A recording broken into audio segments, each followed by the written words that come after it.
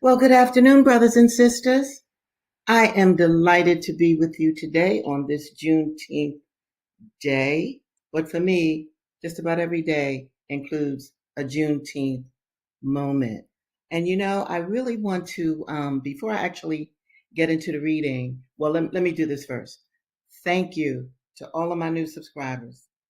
Thank you to all of my other subscribers that have been hanging with me since the very beginning. But a special shout out to my new subscribers. This is Reading with Regina. And just like the title says, Readings with Regina, I am actually going to read literature to you. And it will be from our ancestors who were enslaved in this country. And that is very important history for all of us to know. All right. You don't linger there, but you need to know about the literature, your Black literary tradition. You need to know that. You need to understand how this economic system was based upon the enslavement of African people. But before I even get into the books, let me say this, because I am living in time. In fact, this is my birthday month. Many of you already know that. Thank you for the lovely birthday wishes. I certainly appreciate that. And once again, if anybody wants to give me a birthday gift, go to my website. You see it on the banner below and purchase one of my books. They're all fabulous. But this is what I really want folk to understand, because we're living in a particular time period. This is 2025. Back June 19, 2025. Do you understand how close we are to World War III? Do you understand that? See, I have lived through many wars, and I've seen the lies that this country tells in order to get us into a war. They got us into Vietnam. They got us into Iraq. And remember Iraq? If you don't remember Iraq, ask somebody older than you to talk about Iraq and how we got into Iraq. When Colin Powell, of all people,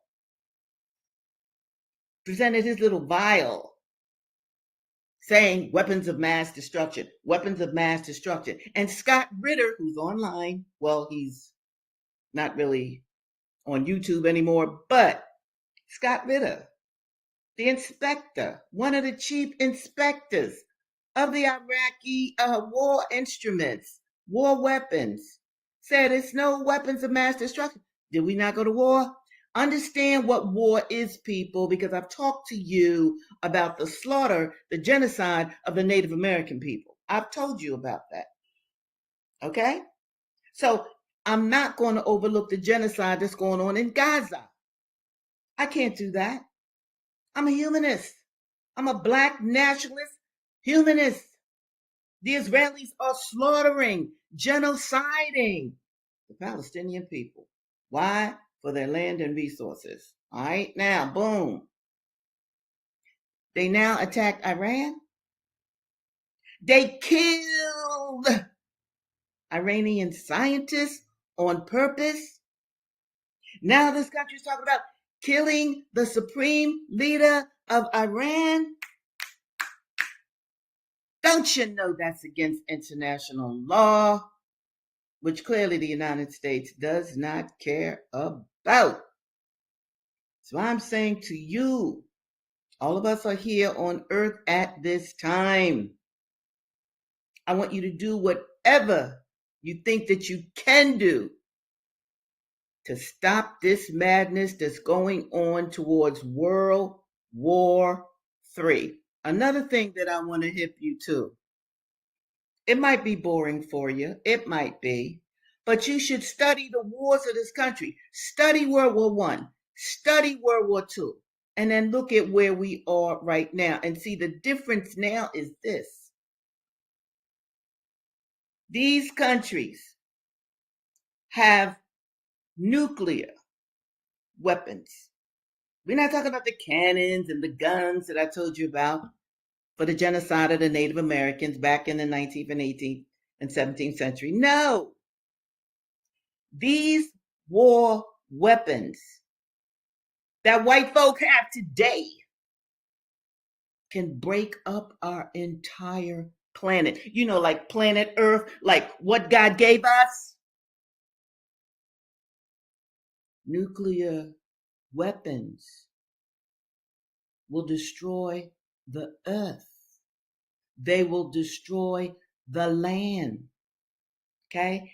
If the land is destroyed, how can you grow the foods that the Creator has given us? How can you do that? These people, I hate to put it this way, but I'm going to put it that white people love war. They love blood. They love killing. Now, I didn't want to talk like that. I didn't. But I'm against war. Why can't we live in peace? What has the Iranians ever done? Now they're saying he tried to kill Trump. Give me a break. The Iraq War. Bush Jr. said, well, they tried to kill my daddy. It's the same story. Don't you let these politicians, black, white, Asian, whatever, don't you let them do this.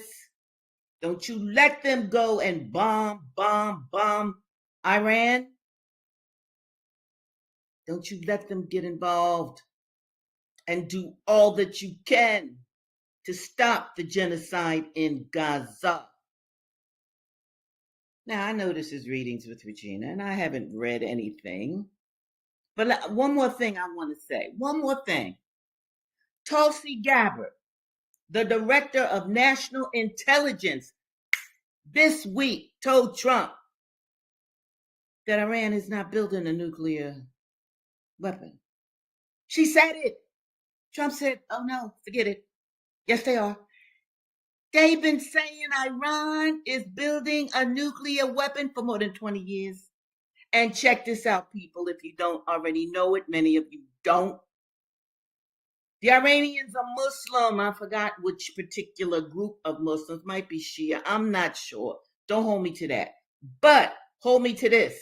It's against their religion to have a nuclear weapon because they don't want to destroy the whole earth that God gave us. Now, the United States intelligence knows this, but they love war. They love war. They love the taking of resources from other places. This is how we all got to the Americas. Understand that. Okay, let me look at what I got here. Oh, I gotta say, hello, forever, ever. This is one of my favorite sweethearts. Thank you. Happy Juneteenth to you too, and spread the word up. I think she wished me a birthday. Yes, and I'm celebrating the entire month. I don't just celebrate the day. I celebrate the entire month of June because people will kind of forget, oh, your birthday was June 17th, So, it's now after June 17th, which I brought in beautifully on June 17th.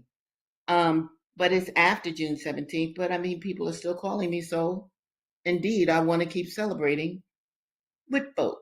All right. Oh, wait a minute. I got to bring this up. Use it. Now, see, I knew you were special. Now, all the signs of the zodiac are special. It is true. But Gemini, I mean, look. We the twin. We are the twin. Okay? And we are very effervescent. Haven't y'all seen that in me? We like to talk.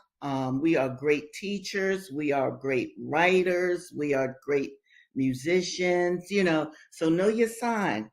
Know your sign forever and ever. Read about your sign because listen, it was the Africans, the ancient Africans that I am going to talk about, not right now, but later on in the series. It is the ancient Africans, like thousands of years before the birth of Christ, invented the zodiac.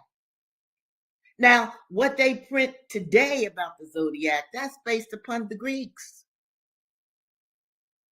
who made modifications to what the Africans came up with. The Africans studied the stars for eons. because they are very old people. So it is important for all of you to know your sign. That's what's up.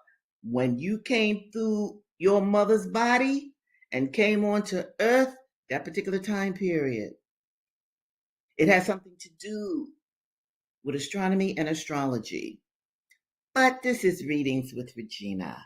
I'm not going to get into that right now because I've already, used up some time. But listen, this is your country.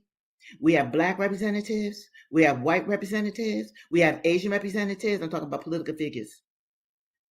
Stop the madness. Why can't we just live in peace with other people, whether they're different from us or not, have a different religion or not? I despise war because I've seen what war does to people. And all you have to do is look at some of the social media pictures of what the Israelis are doing to the Gazans. Oh, my Lord. It is terrible. But in any event, let me get to Readings with Regina. Fred Douglass, he is an ancestor, of course. He wrote this book in 1845, and I'm going to be reading from that. And I'm reading from this kind of literature because you should know what your ancestors wrote. And listen, Fred didn't go to school. It was illegal for Fred to even know how to read and write. He had to do it on the sly. And the portion that I'm going to pick up today, Fred Douglass, he is, I think he's in his teens or maybe he's in his early 20s. He was sent to a Negro breaker, and the Negro breaker darn near broke him until one day another enslaved brother gave him a root, R-O-O-T, and told him that if he wore this particular root, he would not be beat again. Now, because, oh, by the way, Mr. Covey, that's the Negro breaker, he beat Fred. I mean, enslaved people, men and women, were beat all the time. Nobody cared.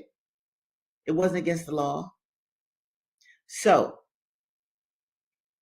Mr. Covey is coming up to Fred right now, but listen to what Fred says. I resolved to fight, and suiting my action to the resolution, I seized Covey hard by the throat, and as I did so, I rose. He held on to me, and I to him. My resistance was so entirely unexpected that Covey seemed taken all aback. He trembled like a leaf. This gave me assurance, and I held him uneasy, causing the blood to run where I touched him with the ends of my fingers. Mr. Covey soon called out to Hughes for help. Hughes came, and while Covey held me, attempted to tie my right hand. While he was in the act of doing so, I watched my chance and gave him a heavy kick close under the ribs. This kick fairly sickened Hughes so that he left me in the hands of Mr. Covey. This kick had the effect of not only weakening Hughes, but Covey also. When he saw Hughes bending over with pain, his courage quailed. He asked me if I meant to persist in my resistance. I told him I did, come what might, that he had used me like a brute for 6 months, and that I was determined to be used no longer. With that, he strove to drag me to a stick that was lying just out of the stable door. He meant to knock me down, but just as he was leaning over to get the stick, I seized him with both hands by his collar and brought him by a sudden snatch to the ground. By this time, Bill came. Covey called upon him for assistance. Bill wanted to know what he could do. Covey said, take hold of him. Take hold of him. Bill said, hey. He didn't really say, hey. That's me. Bill said his master hired him out to work and not to help to whip me. So he left Covey and myself to fight our own battle out. We were at it for nearly 2 hours. Covey at length let me go, puffing and blowing at a great rate, saying that if I had not resisted, he would not have whipped me half so much. The truth was that he had not whipped me at all. I considered him as getting entirely the worst of the bargain. 4, he had drawn no blood from me, but I had from him the whole 6 months afterwards that I spent with Mr. Covey. He never laid the weight of his finger upon me in anger. He would occasionally say he didn't want to get hold of me again. No, I thought, you need not, for you know you will come off worse than you did before. Now, let me stop here because I also forgot to say something that's very important about a good sister technician named Katara Lane.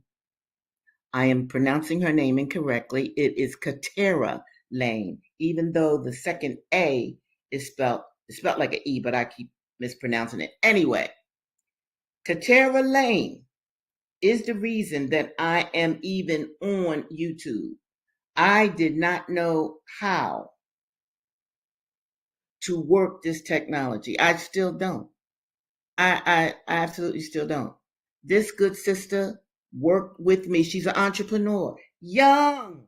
Oh, by the way, she's a Gemini too, forever, ever. Gemini, brilliant young lady. She has helped me through some of the snags that I have had with this technology. Okay, like I've even had to delete a video, okay, because I messed up so badly.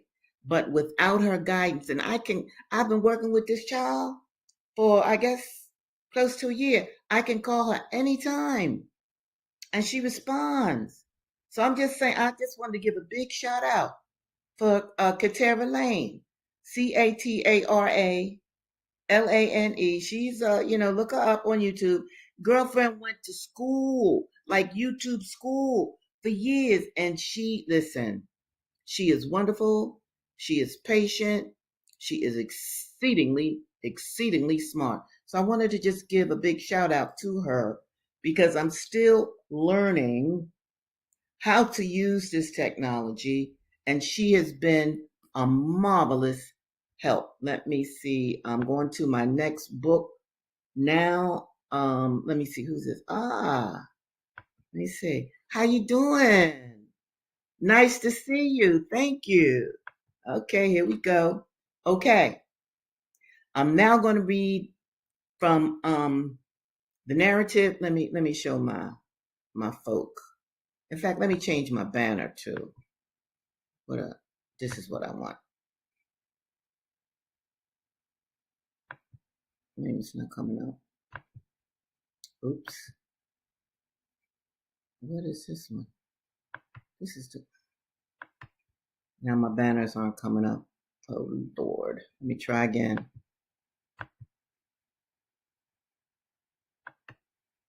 Well, I'll be doggone. I can't get my banner up.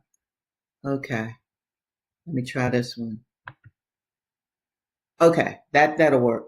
All right, I want to show for my new people. I'm reading the narrative of William Wells Brown. Like Fred Douglass, this was an enslaved young man. All right, he ran away from his bondage. He was sold to several different people, and he trusted no white man, but he did meet one that helped him out. And that's a good thing. But this book was written in 1853. And this is how William Wells Brown learned how to read. He escaped his bondage, and his bondage was terrible. I'm not going to go into all of that. He did escape his bondage. And I think he's very close to Canada, and he's working for this family just for his food. Now the family had 2 little boys, and they went to school. And so what William Wells Brown did was to buy some barley sugar and share it with the boys as long as they would teach him their letters, as long as they would teach him how to read. And here we go. I put the other piece of barley sugar in my pocket, and after a little while, the other boy, little David, came through the woodhouse, with his books. I said nothing about the barley sugar or my wish to get education. I knew the other lad would communicate the news to him. In a little while, he returned and said, Bill, John says that you have some barley sugar. Well, I said, what of that? He said, you gave him some. Give me a little taste.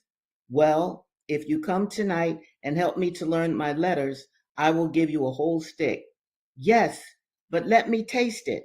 Ah, but you want to bite it. No, I don't. But just let me taste it. Well, I thought I had better show it to him. Now, said he, let me touch my tongue against it. I thought then that I had better give him a taste, but I would not trust him far as I trusted John.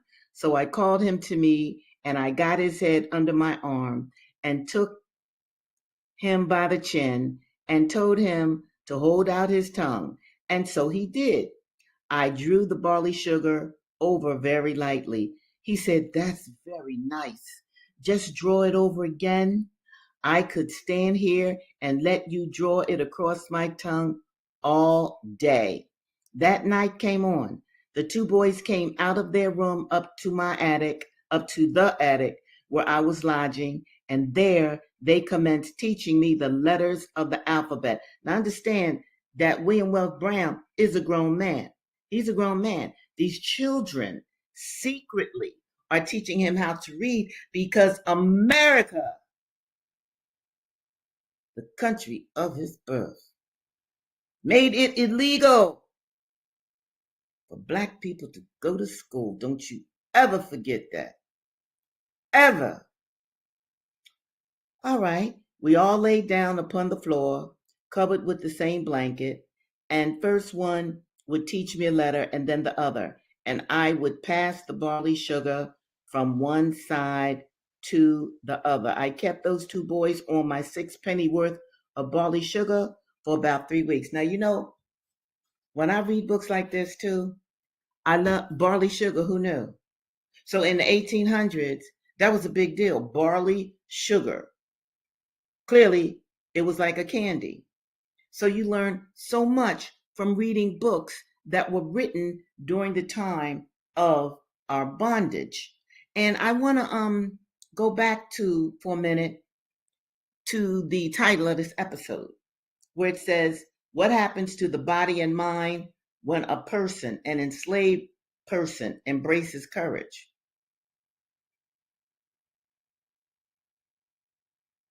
Douglass, who fought the Negro breaker, he was never the same after that.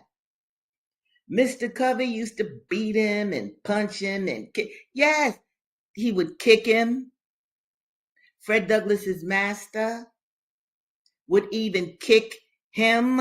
Now imagine a Black man just being beat and beat and beat. And this goes for all Black men and Black women too. The amount of rape of the Black woman, next week we're going to a new book, and you really going to learn about this. But let me see if I can find, I want to show you guys and gals an advertisement for, wait, no, I don't think that's the Negro Breaker. I think that's the, okay. Anyway, Negro Breakers, yeah, I don't think I can find it. It was a business. It was a business, okay? You could send, like Fred Douglass's master did, you could send your enslaved person to the so-called Negro Breaker, right? And just like the name implies, the Negro Breaker was to break the Black man. Do you understand that? Do you understand how many beatings did Black men, in particular, Black women too, but not the amount that was given to the Black man? Understand that. They wanted to beat the courage out of the black man in particular. And if the black man then turns inward into cowardice, then what's he going to do with the black family? How can he adequately be a father to his children? In fact, speaking of that, I'm rushed to Dessa Rose because I'm almost out of time and I want people to hear from this wonderful book, Dessa Rose. Now, Dessa Rose is a book that I'm reading from now,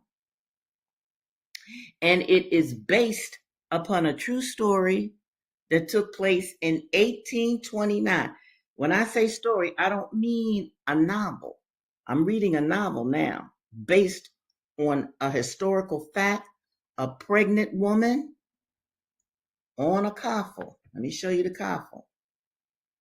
Escape. Now you see, this is how enslavers would move people purchased in one city, say Virginia, to South Carolina or something like that. They put the black people on a coffle. Okay? Well, Dessa Rose was on such a coffle. See the men, see how their hands are tied behind their back, and the women are behind them. We don't know how she got free, but she did. And then she revolted against the enslavers, who in fact were trying very hard to fight against these people who were revolting. Let me get another comment up here. That slavery was really some kind. Wow. And if listen, I'm here to show you that that's a huge lie. Okay? A huge lie. This is indeed, again, why I do, readings with Regina. Okay? Because I know that you haven't really been taught the true story of our bondage. And I want all of you to remember this. We were enslaved for 3 centuries. 3. Then we had to fight segregation. Then we had to fight that. Then we had to fight lynching. See, because since we weren't working for free no more, white folk felt that they could just lynch black people. And they did. Mostly men. Look it up. Look it up. But anyway, Dessa Rose led a revolt. Okay? And the only reason, now she was caught. The only reason that they did not hang her is because she was pregnant. A pregnant woman leading a revolt. Listen here, black people are remarkable. I ain't lying. We are. I read the history of these folk. Hey. But anyway, she led a revolt. So what Shirley Ann Williams, let me show you the book again. The author of this book, what she did was take that historical incident of a pregnant black woman leading a revolt, and she wrote a story about it. Now, I don't have a lot of time to read this, but I am going to read a little bit of this to you. Because Dessa, she was on a plantation. Okay, this is before the revolt. All of this is before the revolt. And she was in love with this banjo man named Kaine. And I believe that Shirley Ann Williams, who's the writer of Dessa Rose, I believe she chose the banjo because the banjo comes from Africa. Many of you may not know that. The banjo came from Africa, and an actual African taught Kaine, Dessa's husband, how to play that banjo. And he would play for her when she came out of the fields. He would play. Oh, I just love that character. Well, anyway, Dessa gets pregnant. Of course, they're married.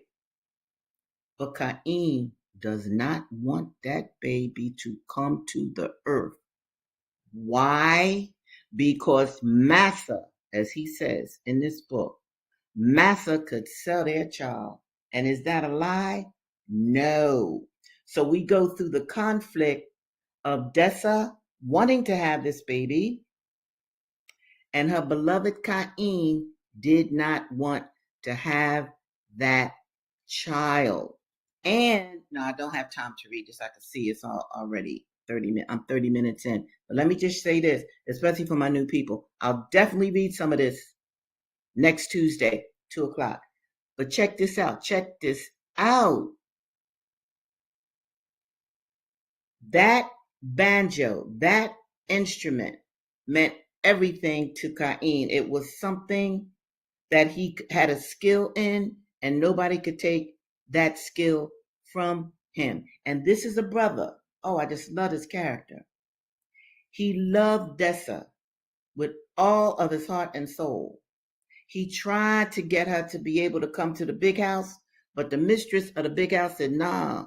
Well, she didn't say nah. Regina says no. She said, no, that cannot happen because she's cute and my husband might want to rape her. Now, she didn't exactly use those words, but she knew her husband. All right? He was white. He was an enslaver. White male enslavers rape black women whenever they wanted to. Do you understand that?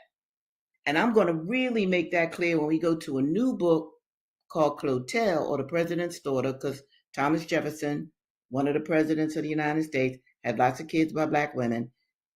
I'm going to get to that next week. But my point to you is that during slavery,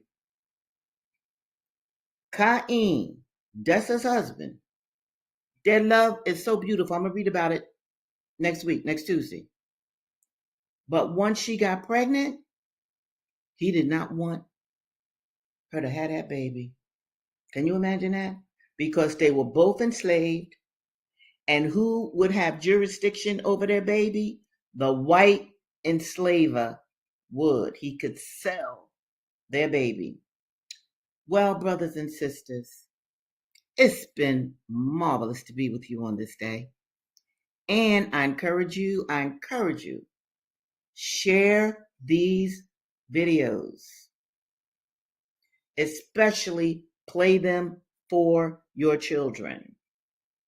Make up questions for your children that are based on what I have read from these books. So, I'm about to sign off now. I just want you to know that I love you dearly. That's why I'm here. I want my people to know their Black American literary history. And I look forward. Oh, one last thing, which is very important. You know that I pray for all of my subscribers. Oh, yes, I do. I believe in the power of prayer. And I can even scientifically prove to you about the power of prayer. So please don't feel hopeless and helpless.